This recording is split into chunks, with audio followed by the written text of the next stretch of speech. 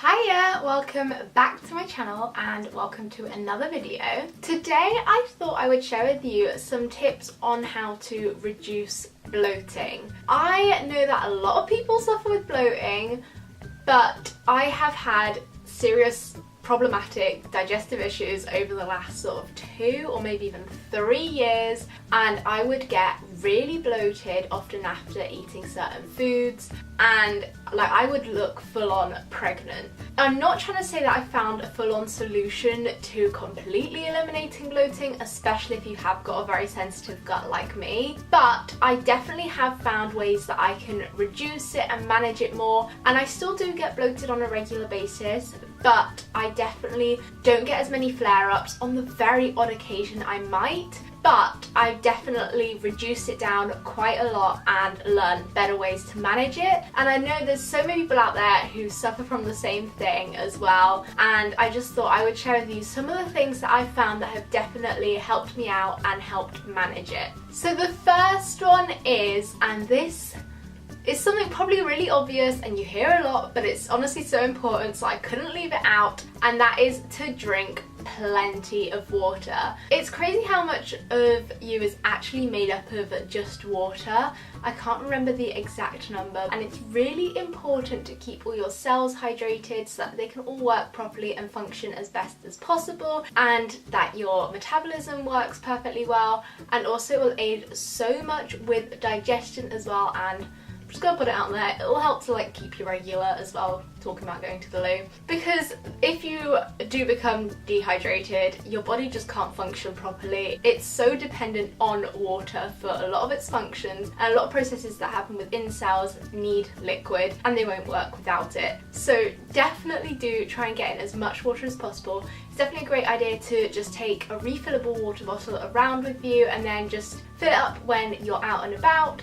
or even if I'm at home, I'll still have my water bottle on the desk, and just having it there constantly reminds you to drink. And also with drinking lots of water, it's important that you don't just down a massive glass when you suddenly remember that you haven't had a drink in ages. Of course, doing that is better than not having the water, but try to get into the habit of drinking water regularly throughout the day and just taking little sips every now and again, and that will keep you so much more hydrated and be so much more beneficial. My second tip is to have some source of probiotics. You can take these in tablet form, or you can get them in culture forms as well, in sort of yogurts or fermented foods as well. And probiotics really do help to aid digestion. You've got billions and billions and billions of good bacteria in your digestive system, but they're not going to function properly if you don't have the right balance of pro to prebiotics. So if you do find that you're struggling with digestion, probiotics are definitely a good way to go. Saying that, probiotics don't work for everyone, and sometimes if you have got an oversensitive gut,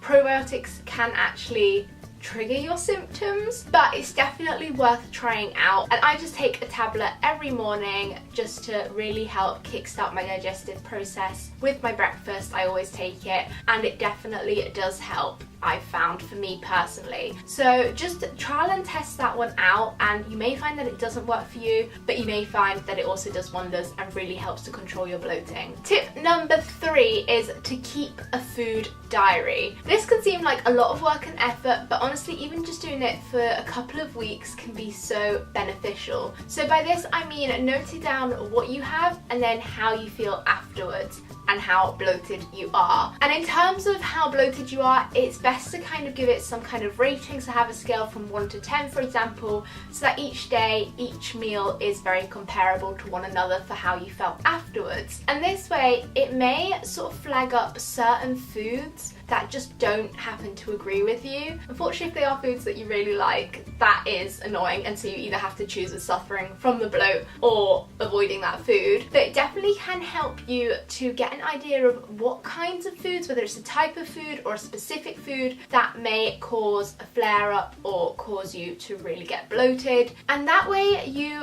can try reducing your consumption of it, seeing if it helps, or avoiding that food completely. And this sort of feeds into my next tip, which is if you do suspect that you have some kind of intolerance, or you've kept a food diary and there's certain foods that have come up as potentially a problem causer for you, then try an elimination diet. This is where you will eliminate that food for a good few weeks. The sort of longer you do it, up to about 6 or 8 weeks, is kind of a good idea, but at least sort of 2 to 3 weeks is a good starting point, and that way you give your body a rest from that food. One, you can see if your symptoms do improve without having consumed it, and then at the end of the elimination phase you can try reintroducing it and seeing if either if it triggers your symptoms again, or whether by just having a little bit of it you're actually okay, and that way you can tolerate it every now and again. Because by doing the elimination diet, it really does give your gut a chance to fully repair and recover and just get that rest it needs from having to digest that food, which it finds really hard to.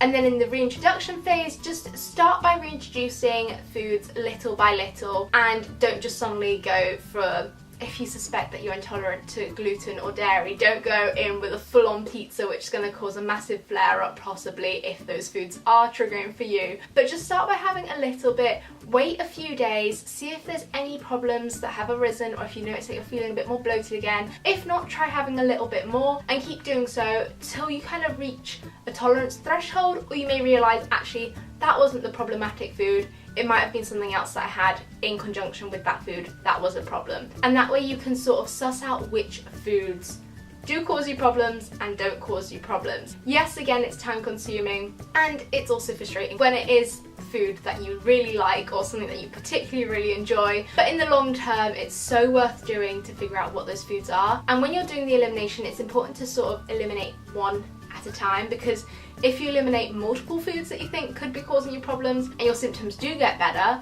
it may be that just only 1 or 2 of those foods cause problems for you, or it may be that all of them do. So definitely do the elimination diet in stages, and by just avoiding only one particular food at a time. And then my 5th and final tip to reduce bloating is to eat regular small meals.